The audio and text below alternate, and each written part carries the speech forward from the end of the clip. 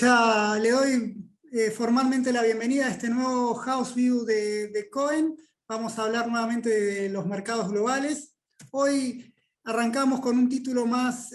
provocador en cuanto a inmunizados. Ustedes se preguntarán por qué inmunizados y un poco contando esta historia que les venimos diciendo mes a mes en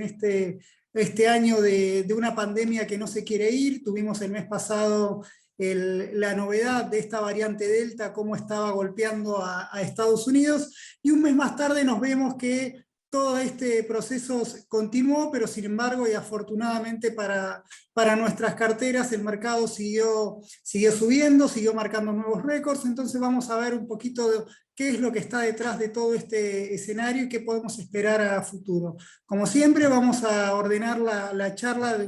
una primera cuestión, cómo están los indicadores macroeconómicos, después vamos a ver cómo van evolucionando, cómo evolucionaron los mercados y nuestras carteras, para finalmente terminar con algunos trades que vemos para lo que resta, para lo que sigue, ¿no? Entonces, sin más preámbulo, un poco yendo a la macro de Estados Unidos, bueno, rápidamente repasamos cómo venía la macro, Estados Unidos que venía en esta franca recuperación. Recordemos que el mes pasado teníamos la primera estimación del PBI del primer trimestre, en el cual había marcado una aceleración respecto a la dinámica que venía mostrando, una recuperación del nivel de actividad que había llegado a 6,5. Bueno, ahora lo han revisado un poquito para arriba, de una suba del 6,6% respecto al primer trimestre. Esto recuerden que es anualizado, con lo mismo de siempre, con mayores presiones inflacionarias. Esto hacía que el PBI nominal esté creciendo a una tasa del 13%, por lo tanto, cuando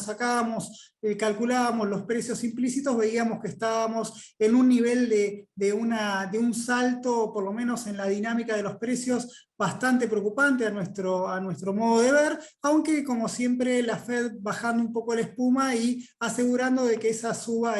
o esa aceleración es transitoria y no ve razones para cambiar su view. Pero un poco para no aburrirlos con esto que ya lo vimos el mes pasado, un poco acá lo que les quiero seguir destacando es que en esta recuperación del PBI que tuvimos en el segundo trimestre, que estuvo por debajo de las expectativas del mercado. Recordemos que el mercado allá por mayo esperaba que el PBI marque una aceleración del 12% anualizado. Fíjense cómo bajó esa expectativa, pero un dato muy importante, que es lo que nos da colchón para los trimestres que siguen, es esta cuestión de lo que pasa con los inventarios en Estados Unidos, en un contexto en el que hay problemas en la producción, problemas de cuello de botella. Las empresas respondieron a ese incremento de la demanda desacumulando inventarios. Como los inventarios forman parte de la inversión, esto es lo que hizo que cuando vemos el número crudo, vemos que la inversión tuvo un tropiezo en el segundo trimestre, pero así como Dios te da, Dios te quita, Dios te da. Es decir, esto es una vez normalizado este proceso, esto es lo que le da colchón a la recuperación de los trimestres que vienen. Así que muy probablemente en una economía que se va normalizando, las empresas vuelven a estoquearse, y esto va a jugar en forma positiva. O sea, vamos a tener algún puntito ahí adicional al crecimiento del PBI, y quizás por eso ahí veamos que la economía se va a seguir recuperando. Pero bueno, eso fue historia pasada, simplemente les comenté ahí unos detalles. Vamos a ir un poco a lo que está pasando con esta tercera ola, una tercera ola que en nuestro modo de ver nosotros habíamos marcado el mes pasado, que es como que ladra pero no muerde. Básicamente nos concentrábamos en que el ritmo de muertes, si bien aumentaban mucho los contagios, todavía las muertes afortunadamente no estaban en el nivel del pico allá a fines del año pasado, a principios de este año, cuando teníamos casi 3.500 personas fallecidas por día. Bueno, en ese momento teníamos un ritmo de muertes que no llegaba a los 1.000, y un ritmo de contagio que estaba en orden de los 100.000, ¿no? Un poco por arriba de los 100.000. Bueno, lo que pasó en este mes, lamentablemente, es que este proceso continuó, los contagios se aceleraron, ya estamos en un nivel de casi 170.000 casos por día, pero Bueno, también, obviamente, esto también condujo a que las muertes también suban y prácticamente se duplicó el ritmo de fallecidos, se acerca a esos picos que estamos teniendo, que habíamos tenido previo a principios de año, incluso ya con la vacuna en marcha. Bueno, lo que vemos en el margen, muy tratando de ser bastante generosos con las matemáticas, esto es cómo ese ritmo de crecimiento de los contagios muestra cierta desaceleración. Uno lo puede ver cómo semana a semana este ritmo subía un 15%, en la última semana bajó a un 4%, y una forma más elegante de ver esto es analizando en términos logarítmicos esta evolución, y ahí vemos cómo esa pendiente se va achatando. Al mismo tiempo, nosotros insistimos en que este escenario no es porque las vacunas, o por lo menos lo que nos cuentan, recordemos, no somos especialistas en pandemias ni infectólogos, pero lo que se observa es que las vacunas están funcionando, y el problema que hubo acá es ese porcentaje de la población que no quería vacunarse o no quiere vacunarse en Estados Unidos, y esto obviamente rezaga este proceso en un contexto en el que el virus va encontrando nuevas variantes y bueno, nos genera estos dolores de cabeza. Pero bueno, la situación de Delta ataca y golpea, no sabemos cuándo vamos a terminar. Creemos que esto habría llegado a su pico, no nos animamos a afirmarlo con total contundencia, pero estamos bastante confiados de que esto empiece que para el mes que viene le pueda mostrar este gráfico más en caída. Vamos a ver qué pasa, pero veamos el impacto que esto tuvo, y obviamente no pasó inadvertida la tercera ola sobre el nivel de actividad de Estados Unidos. Recordemos, veníamos de un trimestre bastante eufórico, como les mostré recién, aunque con ciertas dudas, porque esas expectativas de crecimiento estuvieron por encima de lo que fue el dato. Bueno, lo que tuvimos ya en los primeros datos de este tercer trimestre es cierto golpe y ciertas luces amarillas en cuanto a la moderación de ese crecimiento. Tenemos, por un lado, vemos que los ingresos de las familias siguen subiendo, básicamente porque sigue la creación de empleos, mejoran los salarios, y al mismo tiempo el gobierno sigue con planes, con beneficios sociales. Esto hace que la masa de ingresos de la familia se mantenga elevada y siga creciendo, al tiempo que vemos que el gasto, sobre todo en gasto de bienes, que había sido la que más rápido había salido de la crisis, se empieza a aflojar, en tanto que el de servicios empieza muy de a poquito a moderar ese ritmo de recuperación. Entonces, las familias, al mismo tiempo, esta tercera ola, lo que provocó también un indicador clave para nosotros es cómo va esa confianza del consumidor. Recordemos que el consumidor americano actualmente está ahorrando mucho más de lo que solía ahorrar, y parte de esa dinámica se va a ir marcando a medida que las expectativas del consumidor mejoren o empeoren. Como ustedes pueden ver en el gráfico de la izquierda, la confianza del consumidor cuando se consolidó esta tercera ola,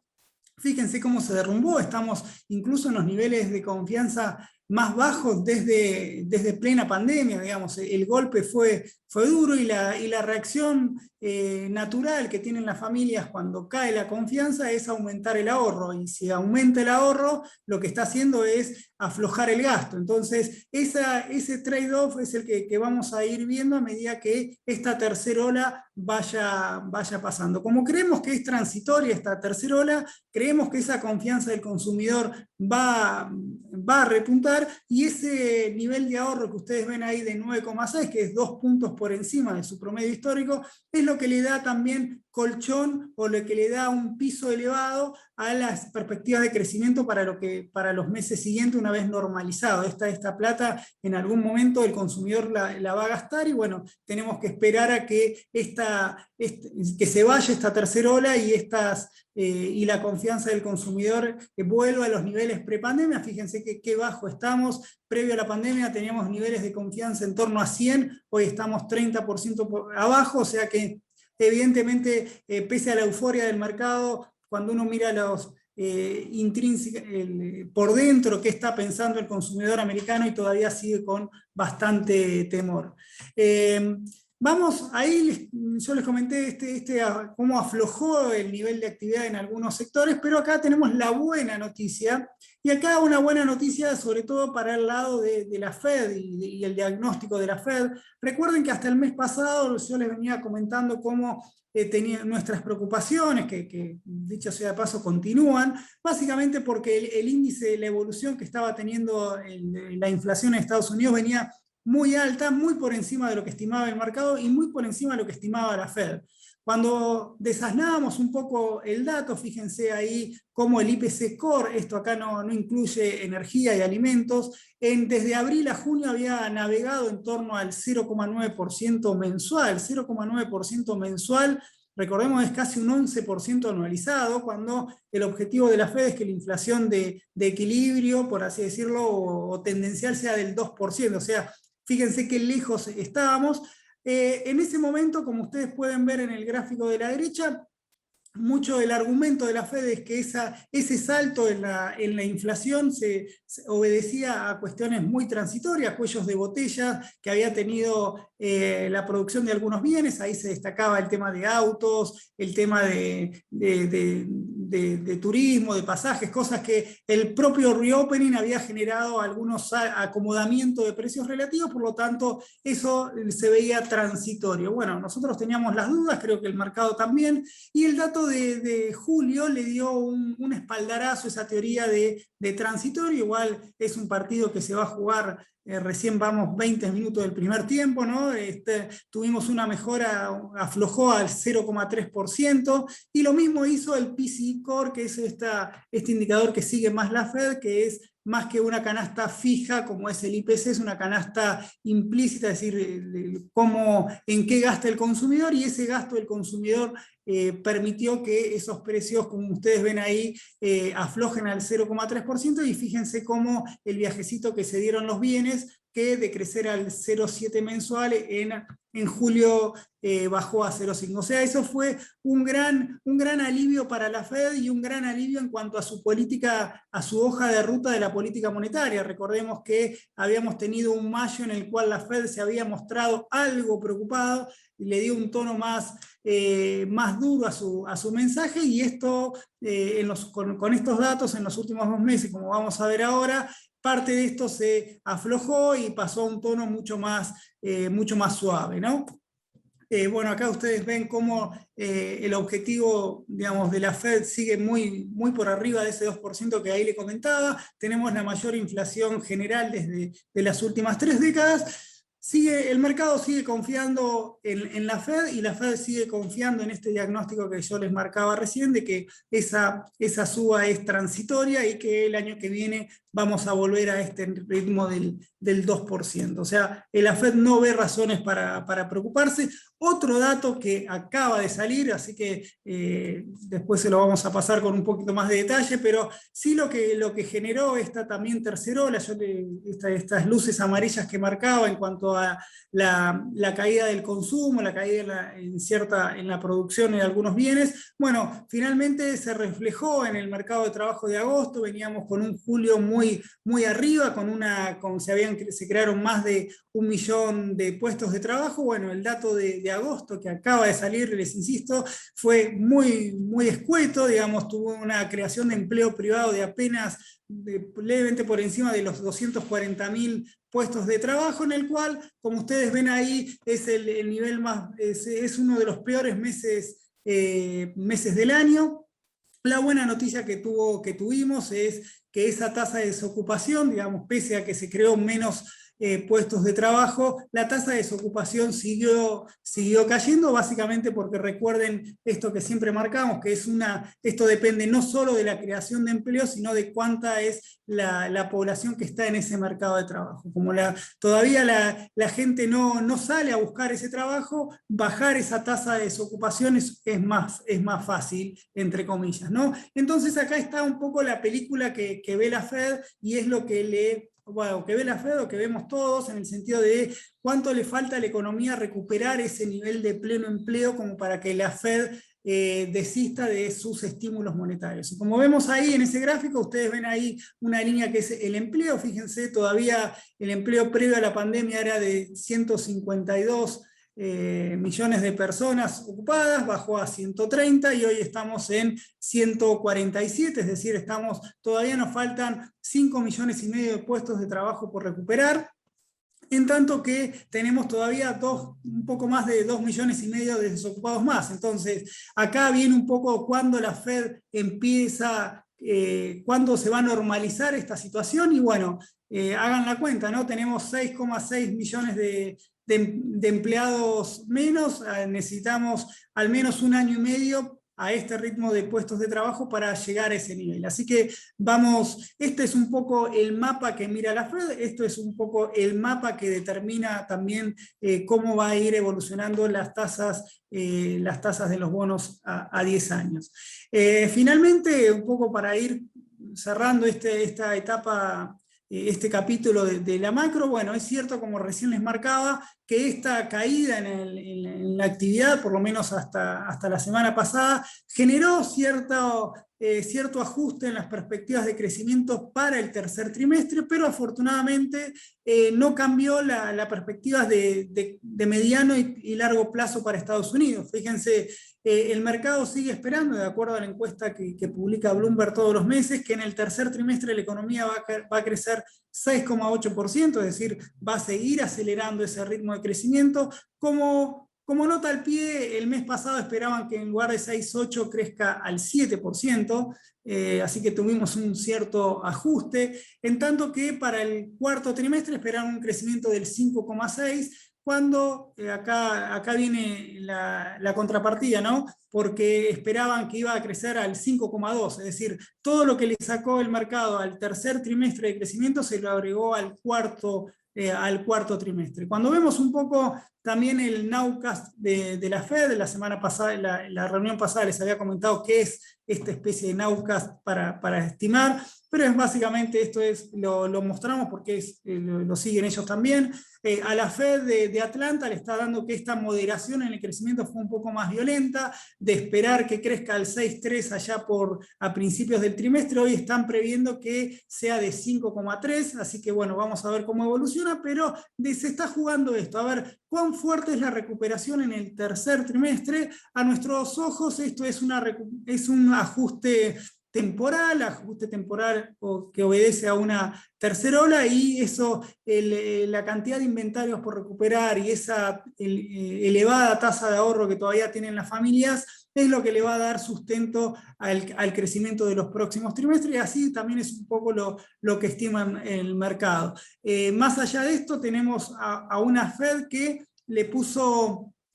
un piso alto al crecimiento de este año, le está poniendo, la Fed calculó que iba a crecer al 7%, el mercado está esperando un 6,2%, vamos a ver cómo evoluciona, pero también para sacar un poco la espuma en el crecimiento, es natural que la economía americana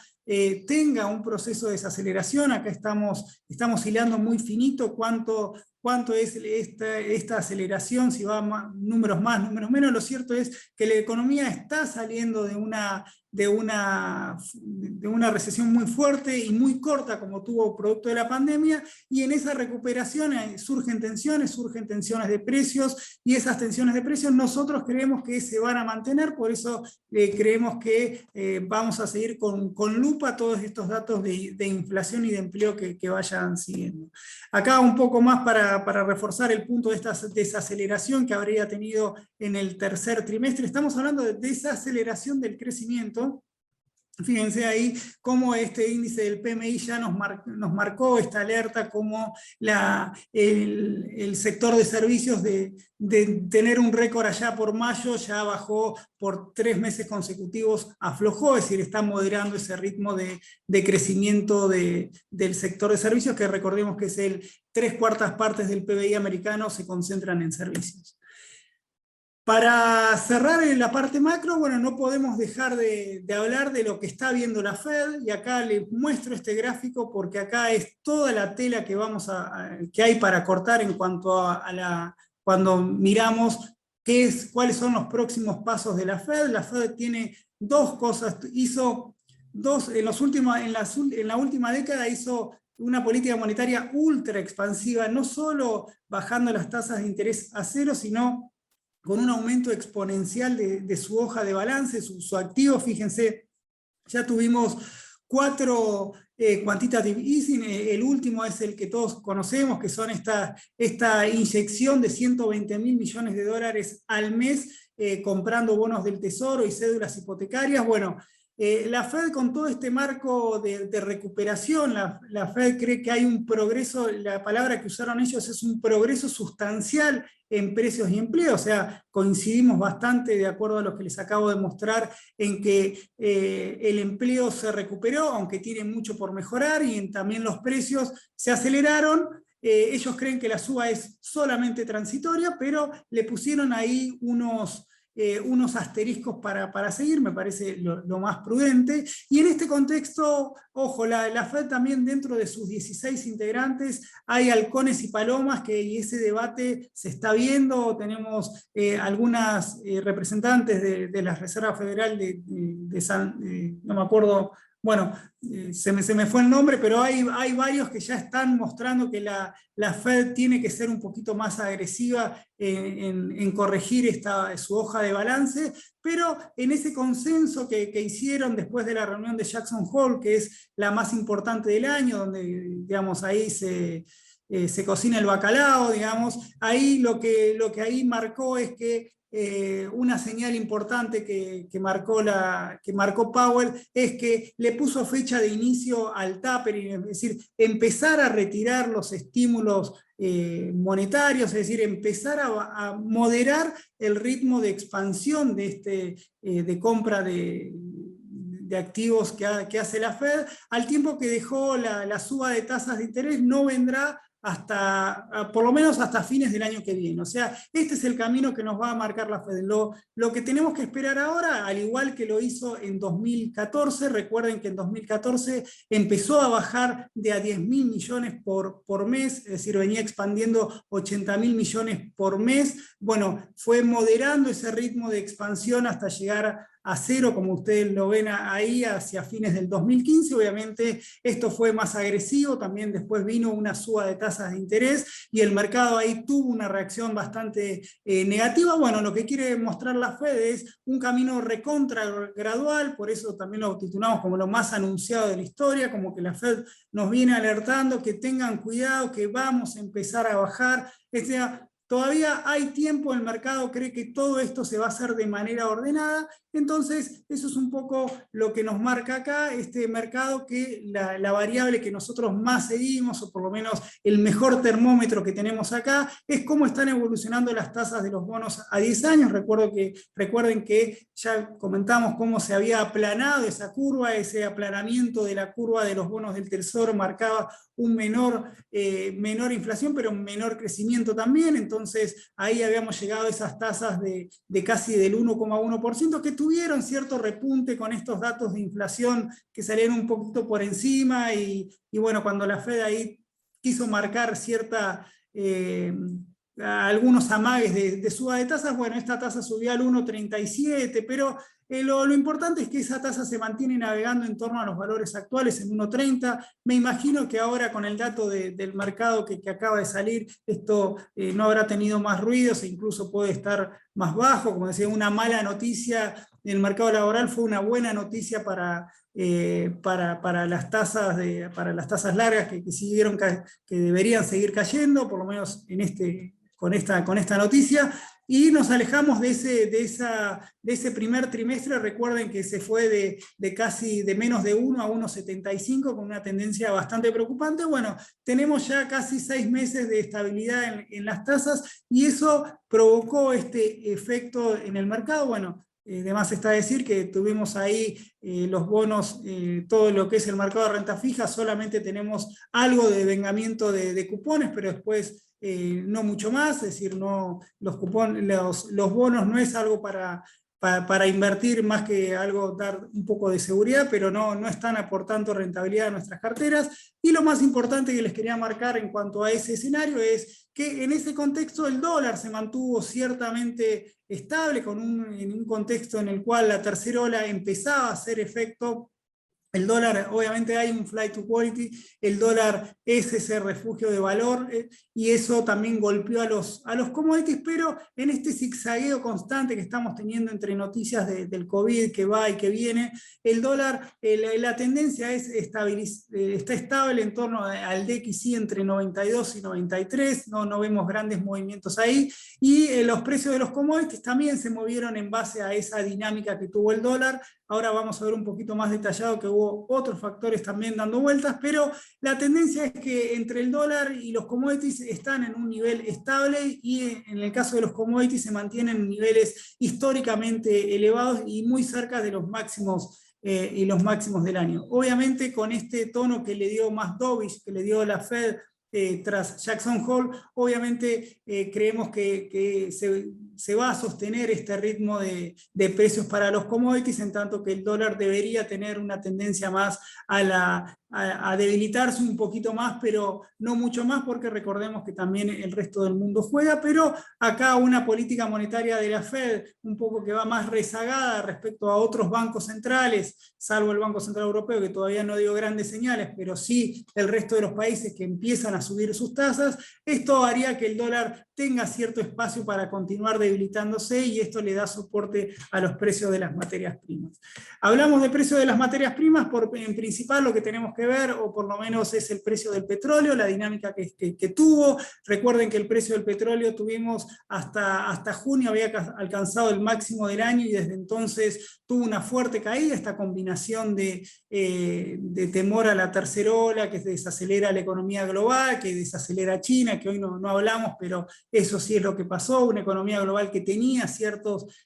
riesgos de moderación. Bueno, el petróleo se pegó un viajecito interesante, pero la buena noticia es que volvió desde mediados de agosto, o desde el 20 de agosto para ser más precisos, repuntó y ya vuelve a ubicarse por encima de los $70, que son el nivel más alto que está teniendo desde el 2018, o sea, seguimos con muy buenos precios del petróleo. Lo mismo pasó por el cobre es, si quieren, es el indicador por excelencia en cuanto a las perspectivas de crecimiento global, se mantuvo estable y con la tercera ola también sintió ese ajuste y aparentemente con este buen escenario que les estoy marcando de cara a los trimestres que viene, también repuntó y también se mantienen estos niveles elevados. Obviamente los grandes perdedores acá es el oro, el refugio de valor, digamos, no está rindiendo, básicamente porque no ven esa aceleración inflacionaria y no ven esa necesidad de cobertura, y esto lo vamos a ver quizás el martes cuando veamos la parte local, pero sí el que está acusando recibo es la soja, en el cual acá tenemos algunos condimentos más de fundamental por el lado de la oferta, con una muy buena cosecha que puede venir de Estados Unidos, un mayor excedente de la oleaginosa, y eso sería el justificativo a esta caída que tuvo el precio de la soja, que más allá de que en el año no creció o está muy prácticamente en los niveles de inicio de año, está todavía un 30%, 40% de lo que cotizaba hace un año atrás, lo cual sigue siendo un muy buen precio. Pero bueno, como ustedes saben, en el caso de los commodities agrícolas son mucho más volátiles y las cuestiones climáticas afectan mucho más, así que bueno, estamos en épocas de huracanes en Estados Unidos, también se define la cosecha allá, así que vamos a tener probablemente bastante volatilidad en términos de la soja. En el caso de los metales, la historia es un poquito más compleja, en el sentido de que ahí tenemos un motivo que es algunas regulaciones climáticas, algunas sí, que hace China de cara a los Juegos Olímpicos de Invierno que tienen, en los cuales quieren bajar el nivel de polución, y bueno, en ese contexto a las acereras de allá, que son gran contaminantes, le pusieron limitaciones para la producción y eso generó un ruido en el mercado. Básicamente ahí al limitar la producción de acero de una de las... recuerden que China prácticamente tiene el 10% del acero, de la producción de acero del mundo. Al limitarse esa producción de acero, cae la demanda de hierro. Como ustedes ven acá, la caída de la línea gris, el hierro se pegó un viajecito. Fíjense cómo perdió todo lo que había ganado hasta abril, llegó a estar en 156, volvió por debajo de 100 y desde entonces tuvo una cierta recuperación. Esto lo vamos a ver más adelante porque esto nos golpeó principalmente en Vale y principalmente en nuestra cartera de Brasil, en tanto que el hecho de que el resto de que aumente teniendo un jugador menos en en China, de producción de acero, bueno, el resto de las acereras americanas y de aluminio también, digamos, fueron la antítesis, ¿no? Se vieron beneficiados por por ese contexto y aumentaron su producción y aumentaron la demanda y eso le dio soporte a esos precios. Entonces, ahí tenemos algunas cuestiones más de fundamentos que van a seguir golpeando al mercado en los próximos meses hasta que pase estas regulaciones de China, que como siempre decimos, a veces el pánico los disciplina, vamos a ver hasta dónde aguantan esa caída, esas regulaciones con tal de que la economía no se les complique demasiado, ¿no? Entonces, ya entrando a los mercados, y no me quiero extender mucho, vamos bien, bueno, yo les comenté que la tercera ola siguió su curso, subieron las muertes, la economía aflojó, la Fed se puso un poco más cauta, las perspectivas de crecimiento algo moderaron, sin embargo el mercado como si siguió silbando bajito y siguió acumulando y acumulando, digamos, tenemos que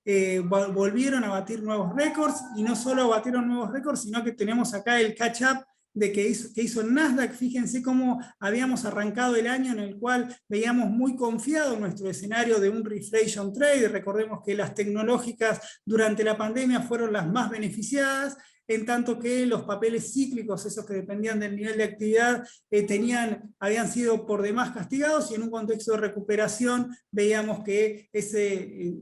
iban a mejorar esa performance respecto a la tecnología. Bueno, eso no funcionó durante el primer trimestre. Una vez que la tasa del tesoro alcanzó el máximo y empezó a caer, nuevamente las tecnológicas volvieron a la carga, y en los últimos 5 meses, o en los últimos 4 meses, perdón, desde mayo, ahora lo vamos a ver más de cerca, tuvieron un fuerte repunte y ya volvieron a superar. Hoy está nuevamente el Nasdaq por encima de lo que está el S&P, que más allá de eso, digamos, alcanzó también nuevos récords. Entonces esto es lo que marca también un mercado de equity sumamente con mucha efervescencia, muy optimista. Y cuando vemos acá los rendimientos de agosto, fíjense cómo en agosto tenemos los sectores del S&P, salvo el energético, que cayó por eso que les había comentado del petróleo, pero en el margen se están recuperando, tuvieron una caída del 2%. Fíjense cómo todos los sectores le aportaron buenos rendimientos al S&P. Tuvimos, bueno, ni hablar las tech y las de comunicación, que ahí tenemos parte de las FAN metidas ahí. Tenemos cómo los sectores defensivos mejoraron, con el sector de salud y de consumo subiendo casi en torno al 2%. Los bancos se recuperaron, acá tenemos toda la banca de inversión que tuvo muy buenos resultados, y esto le permitió a los papeles de Goldman Sachs o Morgan Stanley tener un fuerte repunte, y eso es lo que estamos viendo acá en el sector de financials. Y también las utilities, y también un sector por definición defensivo, un sector menos volátil. En agosto, en este contexto de rumruneo en cuanto a la tercera ola, fue uno de los sectores más beneficiados y aportó una suba de casi el 4%. Ahora bien, como les comenté recién, esta dinámica que tuvo el S&P en el año, si bien fíjense la fortaleza que tiene el S&P, la verdad siempre lo hablamos con el equipo de lo bueno que es este índice, cómo compensa, cómo siempre tiene la diversificación que tiene entre sectores, le permite tener una baja volatilidad. Fíjense si tomamos los 12 efectos hasta de principio de año hasta mediados de mayo, como el S&P subió en torno al 9%, y en lo que le siguió también creció casi al 8%, o sea, mantuvo ese ritmo de rendimientos, y fíjense cuando lo abrimos por sectores cómo la historia cambia, ¿no? Tenemos una primera etapa del año, ustedes lo ven ahí en las columnas más oscuras, con los sectores, como les dije, cíclicos, como la energía, los bancos y la industria, con rendimientos volando, ¿no? En el caso de las energéticas subiendo casi el 40%, bancos el 25%, y las industriales y las productoras de materias primas casi un 20%. Bueno, cómo la historia cambia en la segunda parte, desde mayo a la fecha. Fíjense cómo el Nasdaq de que mientras que en la primera parte había subido el 1,8, ahora subió el 10%, y cómo los sectores tecnológicos ahí fueron los grandes ganadores, ¿no? De prácticamente no tener, de tener una suba modesta, tuvieron una suba del 11%. Cuando vemos ahí qué fue lo que impulsó esa mejora en las tecnológicas, se destacan dentro del club del trillón Microsoft y Apple con subas de más del 21%. En el caso de comunicación también tenemos con Facebook subiendo al 24%, Netflix 17%, Google, la estrella, subiendo al 30%, y en el caso de consumo tuvimos ahí también como Amazon se recuperó con una suba de casi el 10% y Tesla una suba del 30%. Cuando lo vemos en cómo terminamos el año, cómo estamos el año, bueno, tenemos un Nasdaq y como les comenté anteriormente, un Nasdaq y un S&P subiendo, acumulando una suba del 21% con todos los sectores bastante parejos, no como había sido durante la primera parte del año, en la cual por la performance que tuvieron en la primera parte del año se destacan los bancos y las energéticas, es decir, los sectores cíclicos siguen siendo los ganadores por el momento de lo que va del año, y le siguieron las grandes tecnológicas, y muy un poquito más atrás, fíjense que yo les había comentado de los papeles defensivos, fíjense que pese a esa mejora que tuvieron en agosto, todavía en lo que va del año están bastante por abajo de lo que es el rendimiento del S&P. Entonces, acá tienen un poquito más de detalle, después les vamos a compartir un poco la presentación para que la vean con más detalle. Pero acá lo que ven ahí es, fíjense cómo el sector de energéticas o de los sectores cíclicos que les muestro en el gráfico de la izquierda, cómo arrancaron el año a todo trapo y a partir de mayo se desinflaron, hoy están acumulando una suba del 25%. En el caso de los bancos, una tendencia mucho más estable, aunque obviamente esta caída en las tasas largas los golpeó, pero pese a eso son el sector que más viene rindiendo en el año. Y lo mismo, vamos a las grandes ganadoras, ahí lo ven, las tech, cómo superaron con creces al S&P. Después ahí, nuevamente, en la parte de los defensivos, cómo mejoraron en el marco de la tercera ola, cómo recuperaron y lograron acercar el bochín a la tendencia general. Entonces, con todo este marco de fondo en nuestras carteras, esto es un informe que Camilo les pasa todos los meses. Esto es, nuestras carteras en agosto tuvieron muy buenos rendimientos, tanto la cartera, sobre todo la cartera de crecimiento, que está más concentrada en acciones que respecto a la moderada. Recuerden, la cartera de crecimiento tiene 30% ponderada con acciones, y en tanto que la cartera moderada, esa participación es la mitad. Entonces, en este contexto de fuerte suba del equity, es lo que nos permitió que estas carteras un poco más agresivas tengan rendimiento, y fíjense que este rendimiento que está teniendo en lo que va del año, ya superan con creces el rendimiento histórico que tienen estas carteras. Fíjense ahí en ese cuadrito, cómo lo que podemos esperar de una cartera de moderada en los últimos, desde el 2014 a la fecha, fue un rendimiento en el caso de la moderada de 5,6%, bueno, ya estamos en 4,4% en lo que va del año, así que seguramente lo supere, y en el caso de la cartera de crecimiento tenemos un retorno promedio anual de 8,5% y ya estamos por encima del 10%, o sea, fíjense que los rendimientos que están teniendo estas carteras están en un nivel históricamente elevados, y cuando vemos nuevamente por qué es lo que nos está dando agua a nuestras carteras, sigue estando concentrado en el mercado de equity y en el mercado de real estate, que es la verdad que es la gran joyita que tenemos en nuestras carteras, porque es con mucho rendimiento y con baja volatilidad. Pero si nos concentramos en lo que pasó en agosto, fíjense cómo el mercado americano, este índice que nosotros usamos para representar todas las acciones, nos rindió un 2,9%. La mejora fue prácticamente en todo el mercado del equity, salvo en Brasil, que ahora lo vamos a ver, pero afortunadamente en este caso Brasil pesa relativamente muy poco en nuestras carteras, así que la contribución negativa de esta performance fue muy marginal. En tanto que los bonos tuvimos un muy poquito aporte de la renta high yield, y en lo que va del año, fíjense cómo un poco la apertura de esos rendimientos de las dos carteras, cómo se concentra en real estate, que ya subió casi un 30%, las acciones americanas que crecieron casi un 21%, seguidos por Europa, y en tanto que el resto de los instrumentos solamente prácticamente quedaron hechos con simplemente el oro, nuestro gran aliado para tiempos turbulentos, o en un contexto de tanta efervescencia, no le podemos pedir mucho y tuvo una caída de casi el 5%. Les hablé de las carteras globales, ahora le vamos a hablar de nuestras carteras CDR, que también es un análisis que hacemos todos los meses, en este contexto en el cual las tecnológicas fueron las grandes protagonistas, al mismo tiempo de las defensivas. Esto nos permitió que nuestras carteras de quality, que se concentran, fíjense, tienen el 70% de la cartera, el 75% de nuestra cartera quality, que son empresas con muy buenos balances, tecnológicas y, digamos, las mejorcitas. Digamos, fíjense cómo en los últimos 3 meses tuvieron una ganancia muy interesante, digamos, son las que más rindieron con una suba de casi el superior al 15%, después se lo pasamos más finito a ese número, pero lo que les quería destacar acá es cómo esta evolución que tuvieron Facebook, Amazon, Netflix, Google, Microsoft, Tesla y Apple es lo que nos da soporte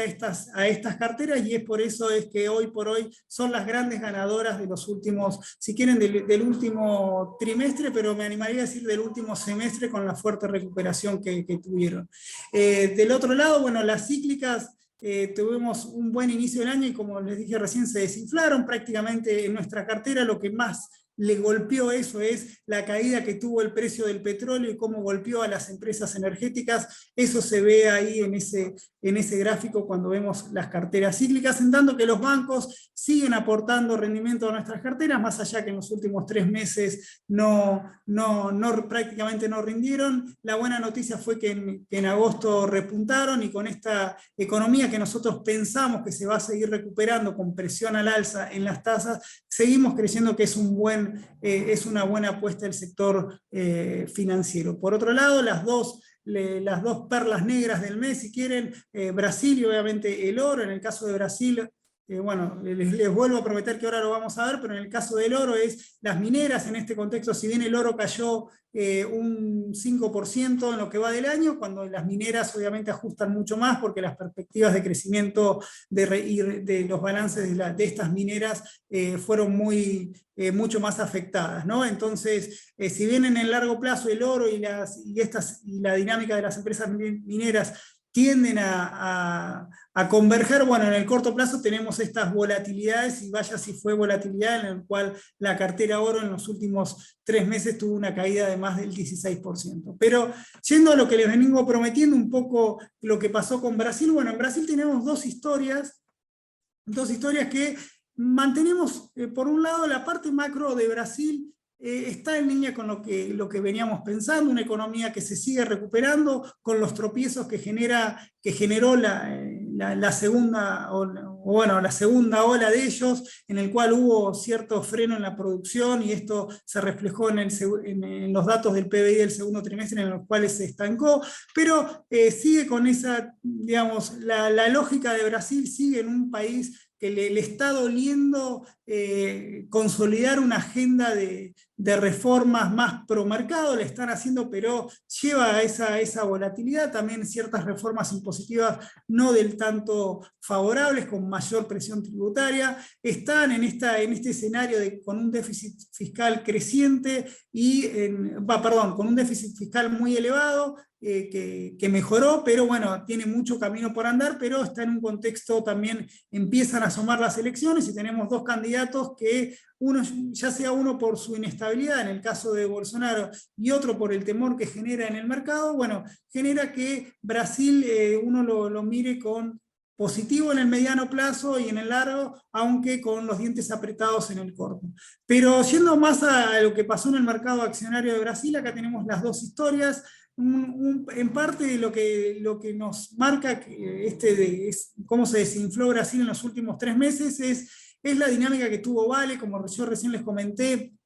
tuvimos que esta caída en el precio del del hierro, como bueno, Vale es la principal productora de hierro en Brasil, y esto tanto y Gerdau también, a las demás mineras de Brasil también lo complicó, y eso generó que la cotización de Vale tenga una fuerte caída. Y recuerden que Vale en nuestra cartera de CEDAR pesa más o menos el 25%, por lo tanto ahí poco pudimos hacer para compensar esa caída. La otra historia que cuenta Brasil es la recuperación que tuvo Petrobras tras un muy mal primer trimestre, como esa recuperación de tanto de Itaú y también, perdón, tanto de Petrobras como también del sistema financiero en Brasil, le dio ese soporte a la cartera, a nuestra cartera brasileña, y eso permitió que prácticamente termine hecho. ¿Qué es lo que esperamos? Nosotros creemos que con esta dinámica que puede tener el precio del hierro, una vez pasado este efecto de las regulaciones en China, probablemente el precio del hierro vuelva a subir y Vale pueda recuperar ese valor que venía teniendo. Por lo tanto, seguimos recomendando Brasil, obviamente suponiendo esa volatilidad que lleva un país que entra en un entorno político complicado, pero cuando uno desasna ahí cómo está compuesta nuestra cartera, nos permite ser un poquito más optimista de lo que fue agosto. O sea, no, por el momento, traduciendo esto, todavía no sacamos el pie del plato de Brasil, si les queda más claro el mensaje por ese lado. Entonces, dicho todo este panorama global, simplemente les marcamos cuáles son los trends que vamos a estar viendo en este próximo mes, en este septiembre que arranca. Un poco vamos a ver cómo viene el reflation trade, acá después se lo vamos a explicar un poquito mejor, pero cómo creemos que las acciones de los sectores cíclicos van a seguir aportando, van a recuperar esa pérdida de momentum que tuvieron en el segundo trimestre bueno, entre fines del segundo trimestre y principios de este tercer trimestre, impactados por la variante Delta. Creemos que una vez que esto se normalice, estos sectores van a volver a recuperar momentum, y por eso creemos que el reflation trade sigue vivo, digamos, no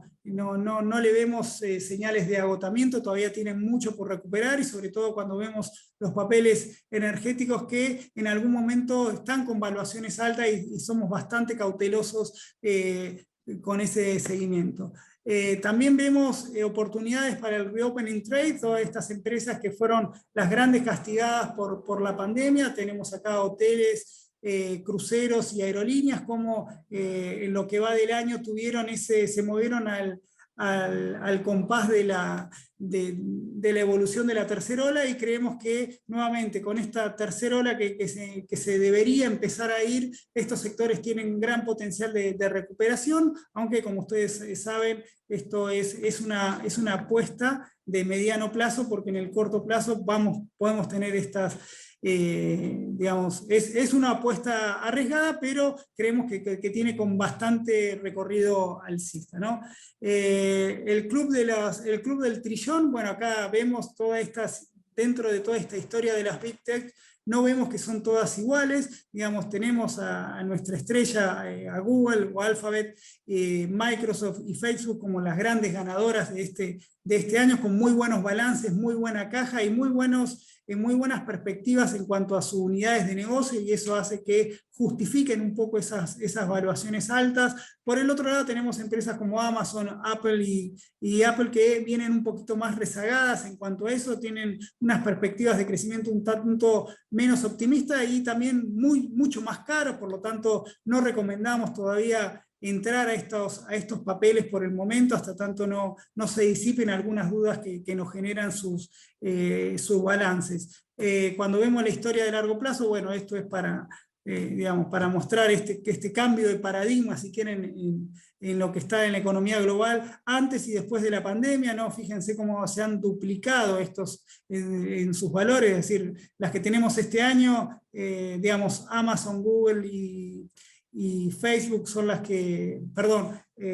no veo acá por el cosa, Microsoft, Google y Facebook son las grandes ganadoras, pero cuando corremos la historia más atrás, vemos que también Amazon, Tesla,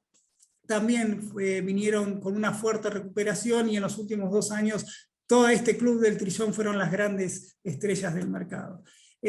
Obviamente no puedo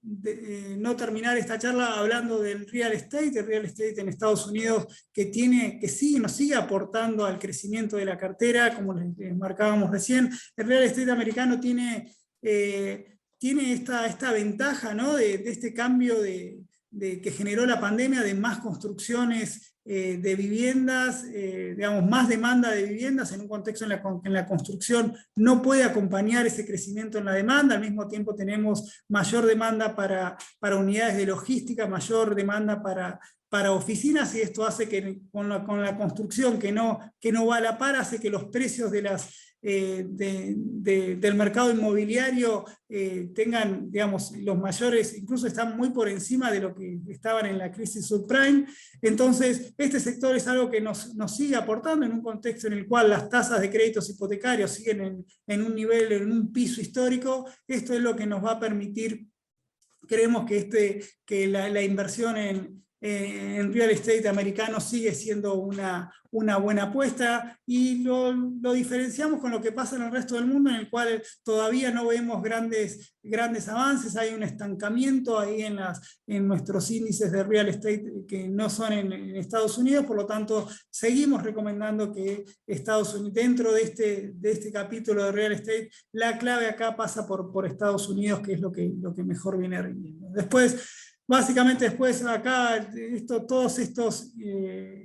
informes de acereras y lo mismo que petroleras, esto lo tenemos en nuestro blog, así que los invito a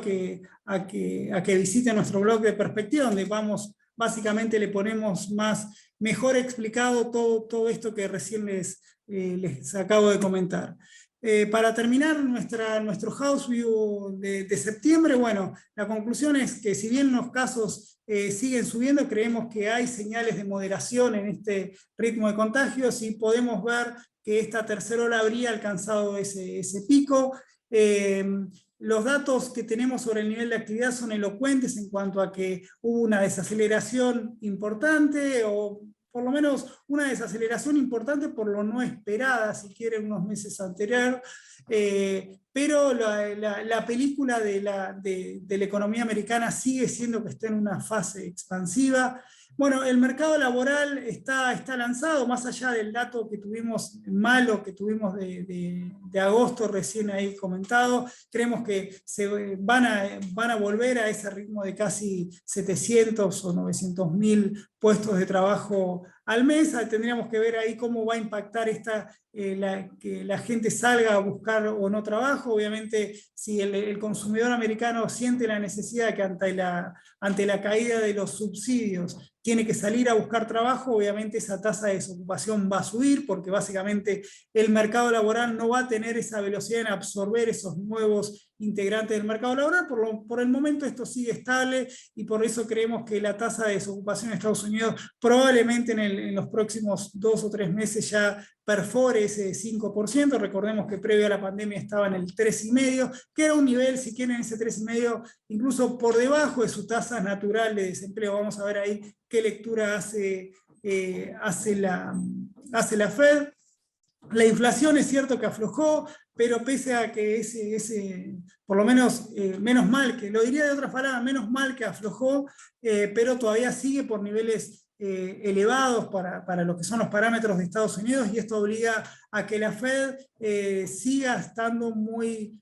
a resguardo en cuanto a esta dinámica que tienen los precios. Creemos, bueno, mientras a medida que la economía se vaya normalizando, esa presión en los precios van a volver, y al volver esa presión sobre los precios, creo que las tasas van a actuar en consecuencia, y por eso creemos que las tasas largas van a tener, si bien les comentábamos que venían en este rango del 1,3%, lo vemos subiendo de acá hasta que finalice el año, aunque como siempre, poniendo las cosas claras, en que sin grandes oscilaciones que las lleven de un escalón por encima del 1,7 o 1,8, creemos que la suba va a ser gradual, controlada, y bueno, esta especie de wait and see con la Fed, y una Fed extremadamente cautelosa, en la cual ya dijo que prefería pifiarle a la inflación que abortar cualquier tipo de recuperación económica. Es como que esto va a ser extremadamente gradual, y es como que vamos a tener muchas señales antes de que ocurran estos eventos inesperados. Finalmente, en cuanto a nuestras carteras de Brasil, como les comenté recién, seguimos constructivos en Brasil en el mediano plazo, que como siempre con ser cuidadosos en cuanto a no pasarse de exposición en un mercado tan volátil como Brasil. Así que bueno, creo que llegué justo por primera vez. Así que si tienen alguna pregunta, no veo acá. Pero bueno. Bueno, sin otro... Bueno, con esto creo que no veo ninguna pregunta más, así que bueno, muchísimas gracias a todos por haber estado, por la paciencia, así que nos vemos el próximo mes con un nuevo House View global. El martes que viene, si quieren, los invito, si todo sale bien, a un House View sobre la economía local. Así que muchas gracias a todos, hasta la próxima, gracias.